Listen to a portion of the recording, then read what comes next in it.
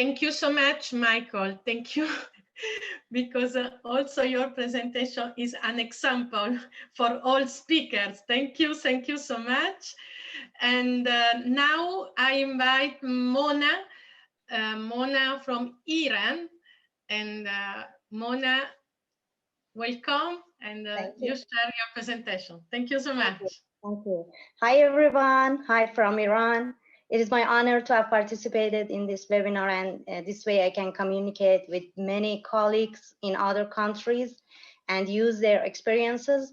Thanks to the organizers of this conference, and thanks to PRERICO.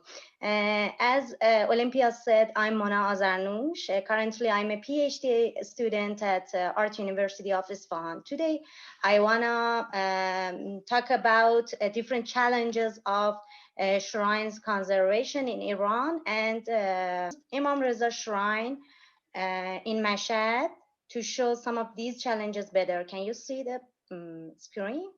Can you see the presentation? Yes, it's perfect. Okay, I'll start the presentation. In this presentation, I want to talk briefly about one of the places that is very important, or we can say very valuable in Iran. Religious shrines in Iran carry various valuable artifacts due to the strong connection they have always had with people's lives. There are several holy shrines in Iran, some of which are more important because they are the burial places of special people. One of these holy places is the shrine of Imam Reza in Mashhad, which annually hosts a large number of pilgrims, or we can say religious tourists. These people are both Iranians and from other countries such as Iraq, Lebanon, and Pakistan, which have many religious and cultural commonalities with Iranians.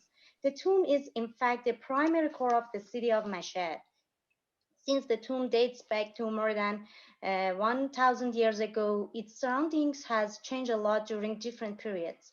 The expansion of shrines area from something around 100 square meters to a complex of nearly 300,000 square meters shows this. So these shrines hold physical and spiritual values simultaneously.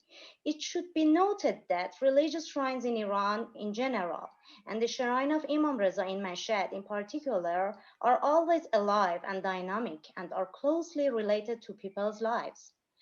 So it has changed according to the needs of the time. For example, in the past, as you can see in this picture, there were places in the complex like mosques and schools of religious sciences. And now, according to the needs of the time, other buildings have been added, including museum or university. Today, I want to mention some of the conservation challenges in this shrine. These challenges can be divided into two main categories, macro and micro. On a larger scale, we can point to the protection of its landscape, and on a small scale to restore the valuable architectural elements and decorations in the shrine complex. Here are some of the challenges. Development has its effects here as well. Unfortunately, about 50 years ago, the implementation of a plan destroyed the link between the shrine complex and the urban fabric. In this plan, some parts of the urban fabric around the shrine were destroyed to build a street. And this was the beginning of making the gap between the shrine and the city.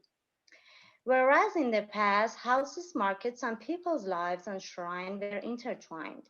Today, the continuance of construction of luxury hotels and shopping centers in the city and near the complex has threatened the shrine's landscape. Although some efforts have been made to improve this situation, the power of speculators and the capital market should not be underestimated.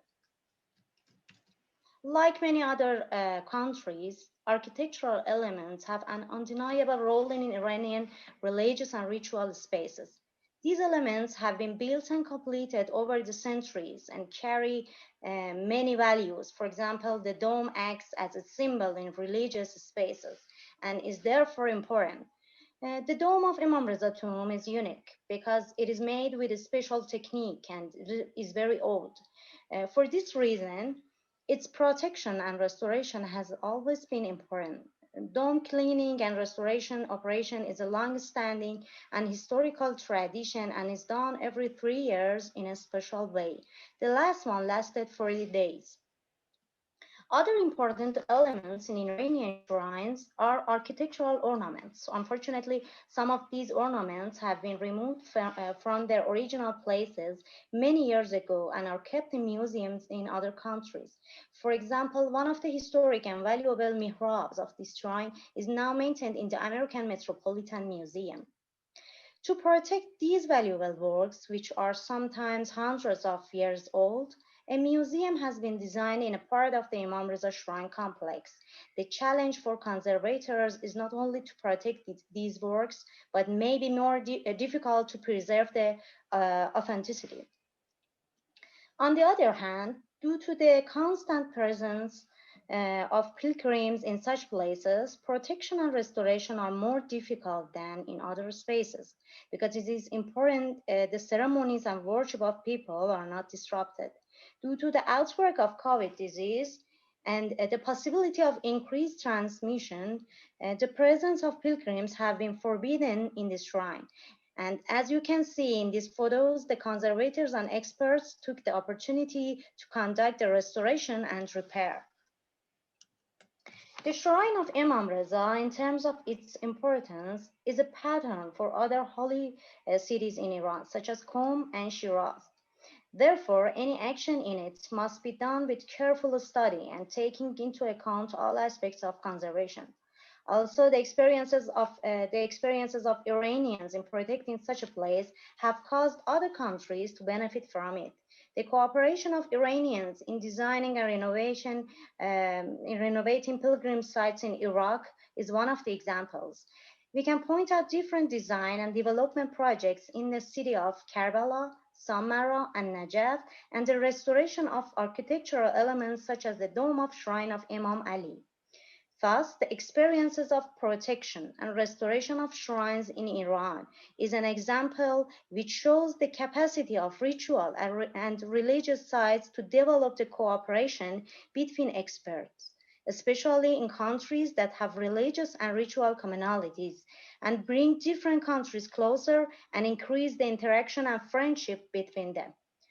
Thanks for your attention.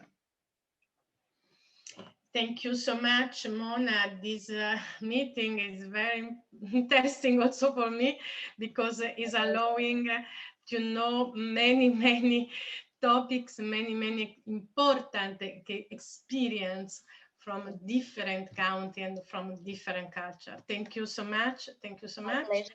My pleasure. And now we go all in Africa.